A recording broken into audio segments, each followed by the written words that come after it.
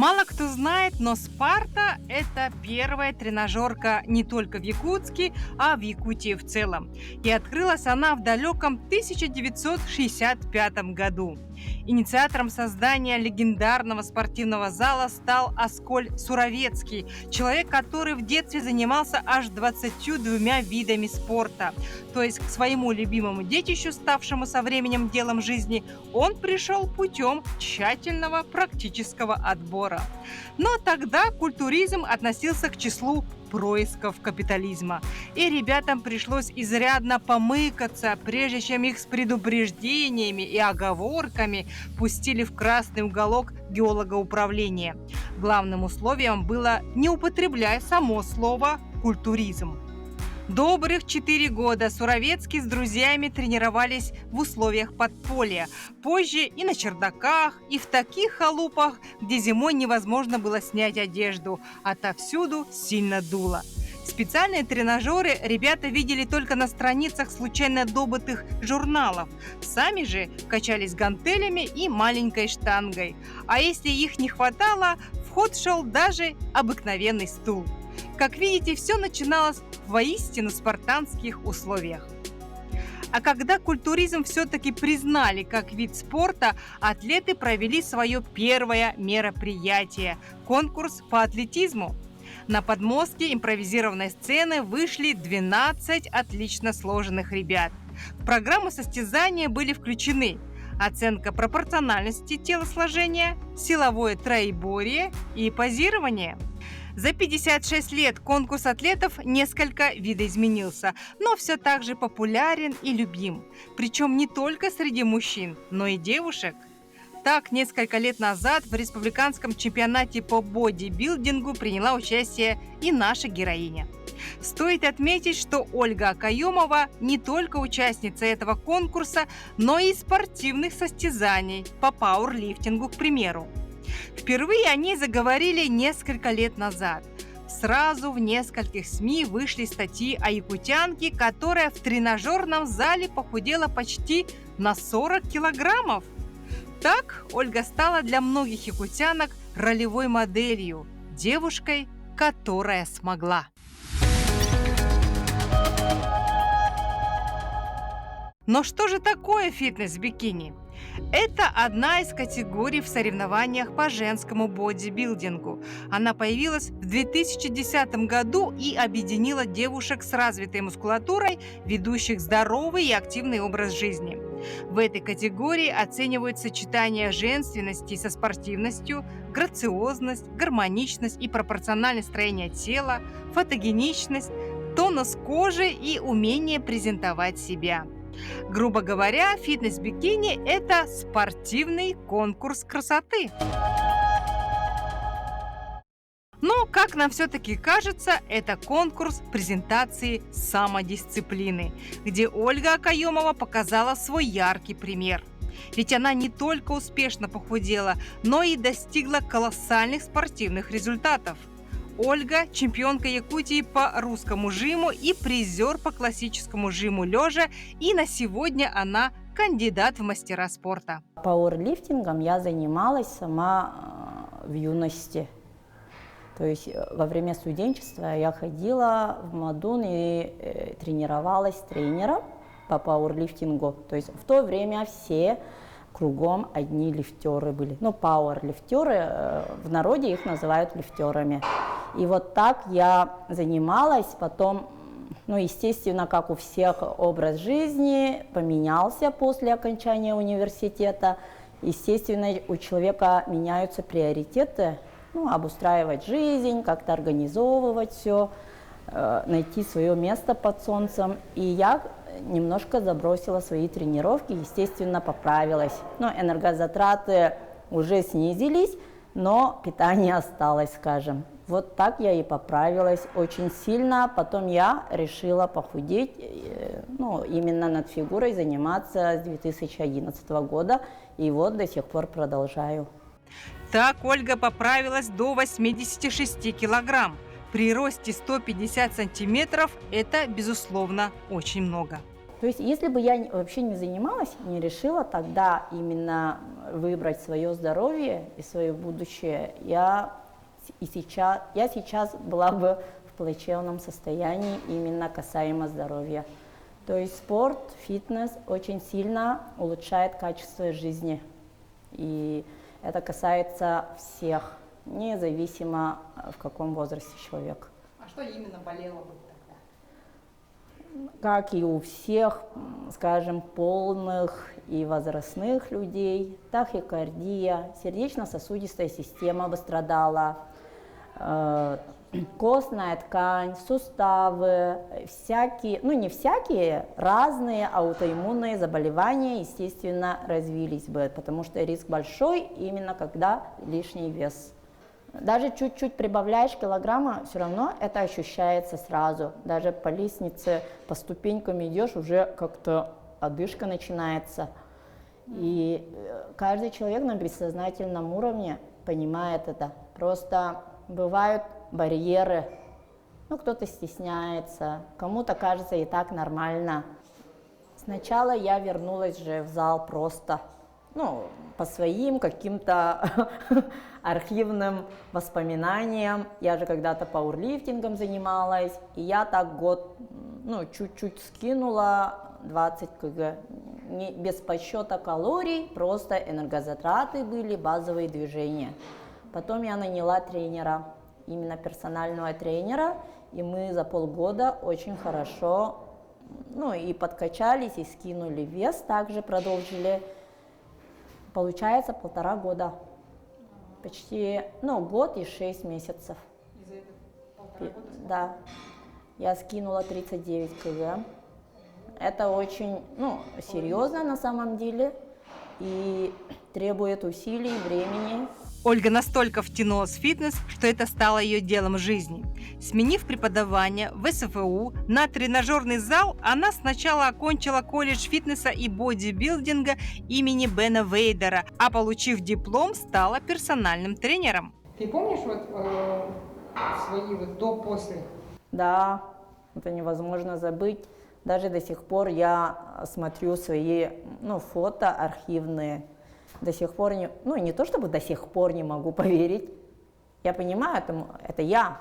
Просто совсем другой взгляд, и взгляд на жизнь изменился, меняется. Я ощущаю, как будто это не мой облик и не я, как будто другой человек.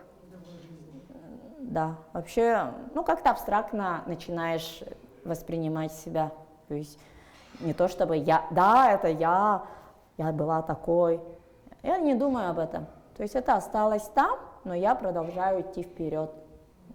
А сейчас что для тебя является мотивацией? Сейчас для меня мотивация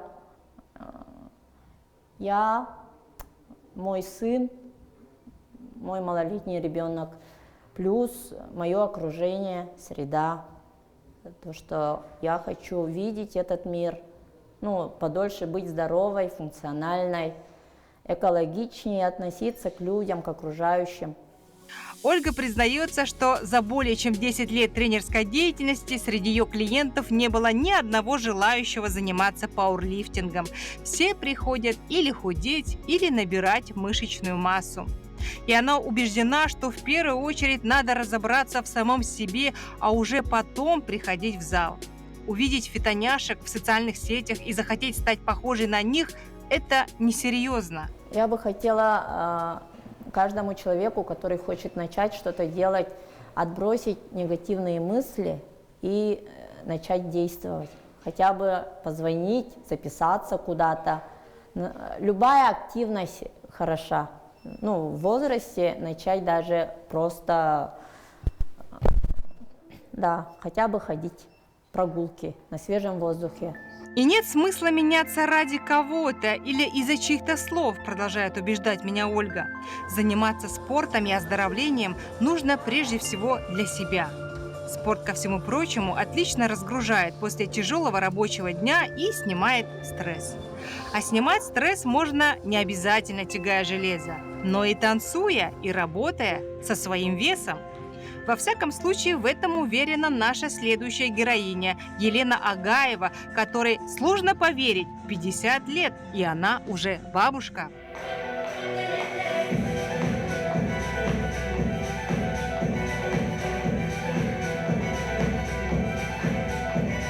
Бабушки чаще всего ассоциируются у нас с пирожками, вязанием и размеренным темпом жизни. Но Елена легко разрушает все эти стереотипы и убеждает нас, что возраст – это всего лишь цифры. До 39 лет я жила в городе Вилюйске и занималась совершенно другой деятельностью. Я была поваром. Да, я проработала 6 лет поваром в придорожном кафе. И в какой-то момент мне диагностировали протрузии и сказали, что если я не стану заниматься спортом, то тогда мой путь приведет меня к операции. И я потихоньку начала заниматься дома. Елене настолько понравилось заниматься вместе с подругами аэробикой, что она получила диплом тренера в Москве, переехала из Вилюйска в Якутск и стала заниматься фитнесом профессионально. Причем у Елены никогда не было лишнего веса.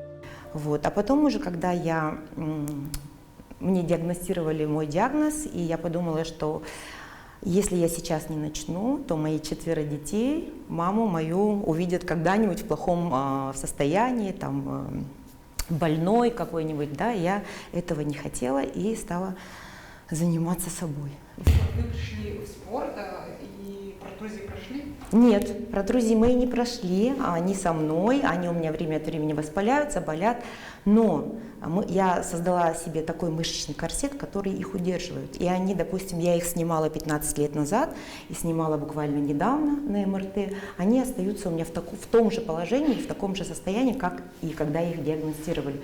И это говорит о том, что спорт все-таки помогает нам оздоравливать наш организм, ну и как бы не ухудшить наше состояние. Вот, поэтому как бы я занимаюсь, поднимаю веса, как бы это мне не ограничивает в моих движениях, я себя прекрасно чувствую. Ну и как бы да, вот сейчас у меня сейчас очень активная такая жизнь, поэтому как бы она мне не мешает. Я с ней живу, я с ней подружилась.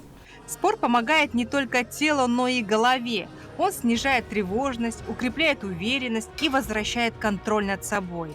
И здесь главное даже не результат, а процесс. Даже маленькие успехи, такие как первый поход в зал, 10 минут йоги без перерыва, 15 приседаний с гантелями, работают как аргументы против внутреннего критика. Там, где раньше звучало «я не справлюсь», появляется «вчера получилось и завтра получится». Психологи называют это усилением самоэффективности, когда человек видит результат собственных усилий и начинает верить в себя. И это ощущение «я могу» распространяется далеко за пределы зала, на работу, отношения и любые новые шаги. А мотивацией могут стать дети, как у Елены, к примеру. Чтобы с ними жить наравне, быть здоровой и активной бабушкой, чтобы быть им в радость, а не в тягость. Даже несмотря на биологическую осень, которая наступает у всех женщин после 40. Для меня сейчас это очень актуально, потому что я сейчас нахожусь на том этапе, когда у меня уже предменопауза. Наверное, и менопауза уже наступила, но я ее, честно скажу, я ее не чувствую. Да? У меня никаких нет симптомов именно менопаузы. У нас ухудшается настроение, у нас бесконечные приливы, отливы, у нас начинается бессонница, тревожность, там какие-то вот такие симптомы, которые ухудшают наше состояние и ухудшают качество жизни. Сейчас на данном этапе я этого ничего не испытываю. Да? Есть какие-то моменты, которые я могу это быстро исправить, потому что сходила, приняла ледяной душ и совершенно по-другому себя чувствуешь. Что вот спорт помогает мне избежать вот этих всех неприятных симптомов, которые каждую женщину обязательно после 40 они затронут. Мы никуда не денемся. Какими мы ни были там активными или молодыми, или там это придет, и с этим нужно жить, и это можно отсрочить, и порой совершенно уменьшить все эти симптомы. Поэтому я говорю, что спорт после 40 это как зубы почистить. Это так же само, как вы там не знаете, завтракаете, кушаете, это то же самое. Потому что у нас после 30 лет уменьшается мышечная масса с катастрофической скоростью, а после 40 этот процесс еще ускоряется. Да? У женщин начинается остеопороз. Да? Чтобы его избежать, нужно заниматься силовыми тренировками. Это обязательно. Без этого никак. Но вот никакой нет другой таблетки волшебной, чтобы этот процесс остановить. Только физическая нагрузка. Ну, соответственно, питание, соответственно, позитивный настрой и как бы все такое. Елена считает, что к менопаузе нужно готовиться так же, как и к родам. Но деторождение можно выбрать, а менопауза случится в любом случае. Если к этому периоду не подготовить тело тренировками, то в оставшейся части жизни резко сократятся возможности получать удовольствие. Ведь 20-30 лет после 40 – это целая вторая жизнь, в которой можно построить новую семью, начать карьеру с нуля и вновь почувствовать вкус к жизни. Так что именно в этом возрасте мы должны решить, какой станет наша зрелость – временем угасания и болезней или временем, наполненным возможностями. Вот. И у меня занимается сейчас девочка, ей 70 лет. Вот. Она прекрасно себя чувствует, она скачет наравне со всеми. Она еще работает, она еще занимается танцами. Поэтому в 70 лет люди могут выглядеть по-разному. Да? Кто занимается, она любит спорт, она любит это все движение. И как раз-таки она так и выглядит. Поэтому тренировки с отягощениями становятся настоящей таблеткой от старости, потому что укрепляют мышцы и кости. Если подопечные Елены это понимают, то вот вопрос с перекачанностью их сильно смущает. Мол, если буду заниматься с гантелями, стану как мужик. Во-первых, стоит знать и помнить, что изменение фигуры и набор мышц – это трудоемкий и постепенный процесс, который требует упорных тренировок при строгом соблюдении режима. Во-вторых, у женщин тестостерона в среднем в 15 раз меньше, чем у мужчин. Поэтому даже при огромном желании стать вторым Шварценеггером женщине крайне трудно. Возможно, да, но очень, очень трудно. Еще некоторые считают, что если что-то болит, спорт противопоказан. Допустим, у вас болят колени, вам нужно подобрать нужные упражнения, которые как раз-таки будут лечить ваши колени. Движение лечит. Ну, как машина, да, машина стоит в гараже, она ржавеет. А когда вы на ней ездите, она у вас, да, живет и еще долго-долго вам прослужит. Поэтому это тоже миф, когда женщины боятся, у меня болит поясница, у меня болят колени, я не могу заниматься спортом. Вы можете подобрать себе упражнения, которые как раз-таки будут вам помогать, а не ухудшать ваше состояние. Физическая сила постепенно становится и внутренней опорой, потому что в зале мы не просто укрепляем мышцы, но и тренируем волю. Умение терпеть и преодолевать трудности, добиваться результатов переносится и в другие сферы – карьеру, семью, отношения. И финальный вопрос. Что вы можете сказать нашему зрителю, который прямо сейчас вот смотрит нашу передачу, ваше интервью и думает, а вдруг поздно, а вдруг не получится? Ну, на самом деле заниматься спортом никогда не поздно, заниматься собой никогда не поздно. Вы можете в любом возрасте, у меня, говорю уже еще раз, повторюсь, Аграфена пришла ко мне в 65 лет.